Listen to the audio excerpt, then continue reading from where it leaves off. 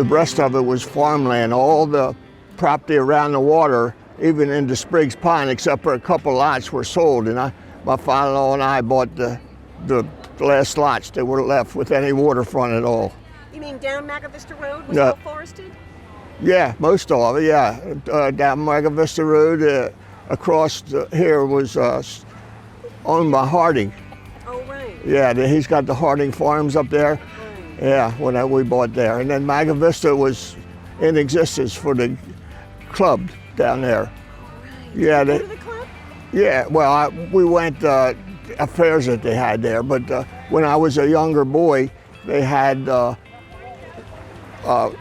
swimming for church groups and stuff. And they had a pavilion and they had a long dock and what have you.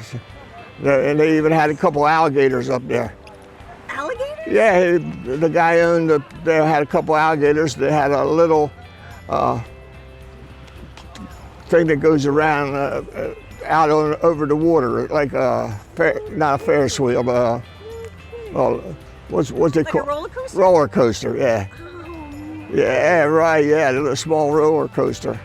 And the alligators were in a pond? In his pond, not Spriggs Pond or any of them. And he had a special pond for him that kept him in there. And he kept him in his house in the wintertime.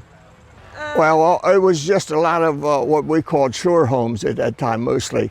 One-story homes with, a pier, and some of them had a bathhouse, but not many of them. And all of them were filled, but some of them, they didn't live here all year round. So people came from Baltimore? Mostly Baltimore, yeah. I don't know how they found about a sale, but none of the lots up from here up to the Mago Vista Road, there was no houses except on the right side. It was just a few of them. That's when I bought it, And I bought one lot for $1,250. Wow. And a few years later, the one next door became available, and I bought that for $2,000. But when I bought the first lot from Joe Fusenberg, he says, "How much can you pay?" I said, "Not much," because I was only making $50 a week. And then he said, "Well, how can you afford $5 a week?" I said, "Yeah, I can make that." He said, "Well, if you can't," he says, "I'll just take the interest off and you pay that." I said, "Man, I can't beat that deal." Oh, that's great. So I got a half acre ground for a little over $2,000. Oh, that's Or $3,000 rather. Altogether, yeah. Wow. And then I lived all summer, like I said, with my father-in-law down there, mother-in-law, because my wife was the only child, until 1974 when my father-in-law died. And then I built a house on my property, and then I come down. Oh yeah, we always had the beach. In fact, when first summer, I come home from work and I seen a fire engine down here, an ambulance. And as soon as I walked up, they said a little boy had drowned. Well, I had two little boys, and right away, my wife was down here, so I was hoping it wasn't them, but it wasn't. But the little boy lived in this house over here next door, was visiting or something, and he fell off the pier. The pier was there then, and drowned. That was the first year we had there, but we had many pleasant times at the beach here. They used to have the raft out there. Raft, I remember the raft. Yeah, they had the raft. Yeah. Yeah, and now that the insurance, they can't have it no more. But that was fun. You go out there and dive off of it. Yeah. Because it is shallow going out there. And there was a lot of seagrass. Right. There was a lot seaweed. Of seagrass here. A lot of seaweed, yeah. And did people go crabbing in the Oh, grasses? yeah, they crabbed, but that time you could probably just put a piece of chicken neck on a string and throw it out there, and then they'd come bite it, and you could pull them in. Nice. Not like today, they'd scare us. Right.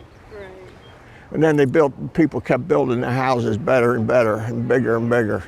As you can see, the one down the road they tore down. That was one of the second houses, I think, and it got flooded out and they never fixed it.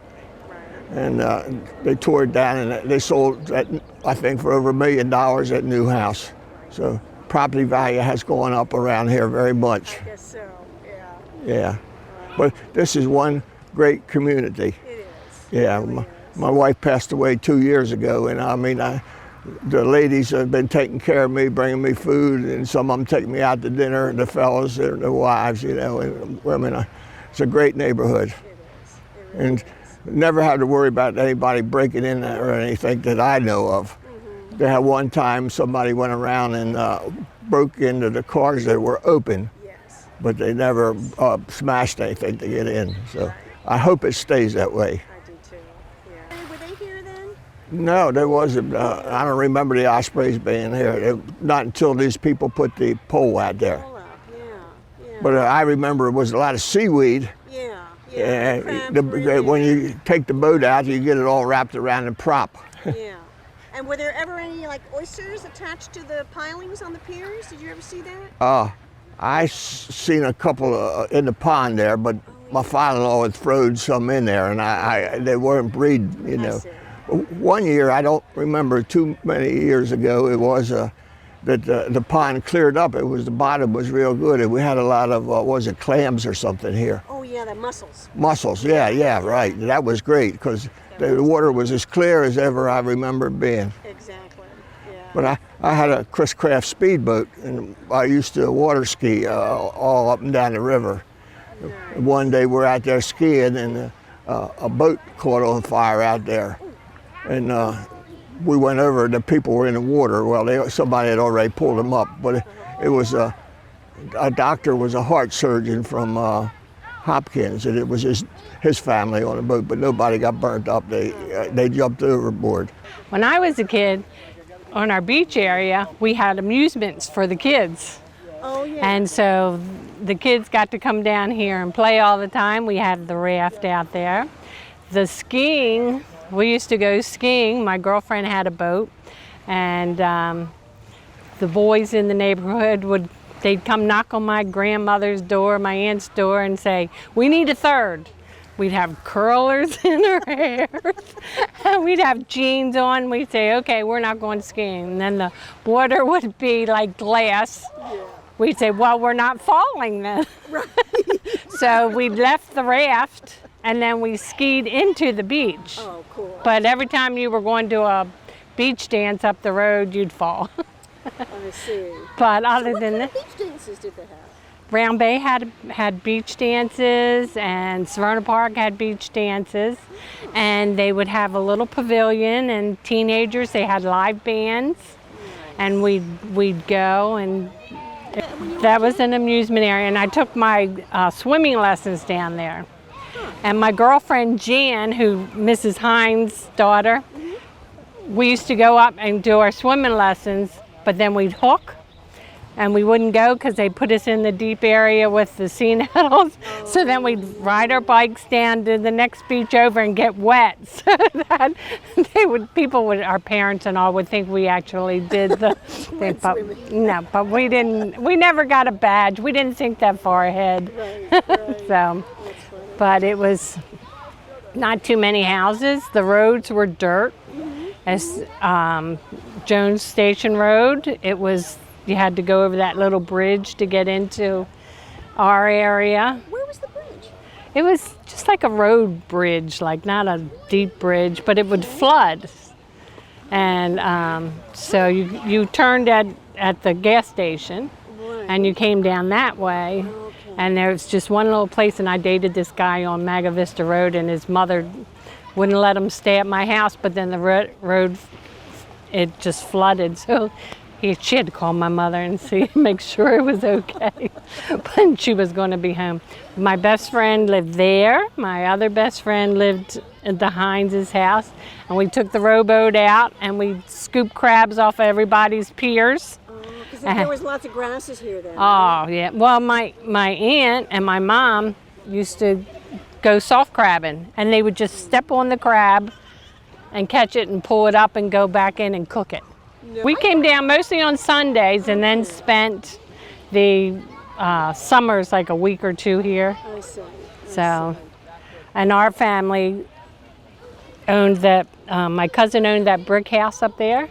So we had my grandparents, my aunt, and then their cousins, and then another cousin. So it was a lot of family here. Nice. So it was a good time. Yeah. So.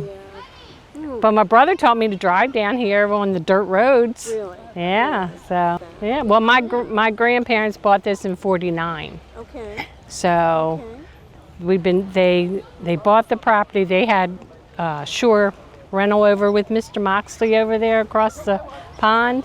Okay. And then they built in '51. Okay. So it's always been us here since '51. I wasn't born yet, Right. but it was close. Right. So, but we used to, every Sunday our whole family would come down in this little house that didn't have a refrigerator. We had to use the pump house, and it would be 20 of us sitting out on the front porch just singing. And then the pictures I have of the patio, we went out on the patio, and it was just, everything was real wholesome, and that's what all my cousins remember. So what do you mean by using the pump house? We had a pump house. And Is that like an ice house? yeah. Oh. Yeah, so we didn't have a refrigerator in the house. Right. For a long time, they didn't have a bathroom in the house, but I wasn't in that part of that generation. But they had the chicken coop that my aunt had made into a card place. So you had to change in there or in the pump house. Okay. And that was it, because there was no room in the house for everybody. I see. So, So they would keep blocks of ice in the pump house, and they would last through the summer? yep. Very nice. So it was very good. We tore it down when we had our house built. I see. So it was there till then, but I couldn't find any pictures of it. Huh. So, but it was the best place. I wanted to live here my whole entire life. That was my goal, and I got here. Okay. So, our field was the baseball diamond, and it was, the river was your life. Yeah. You spent the summer, and you were there more than you were in the house. You never were in the house, so that was the best part. You didn't need air conditioning. You didn't have Nobody it. had it, yeah. And I'd still do that with Butch. I'll say, come on, we need to feel like my grandmother. So let's open all the doors and windows. But yeah, but we spent all our time here. So it was all good. Best place to be. Still is. Still is. Yep.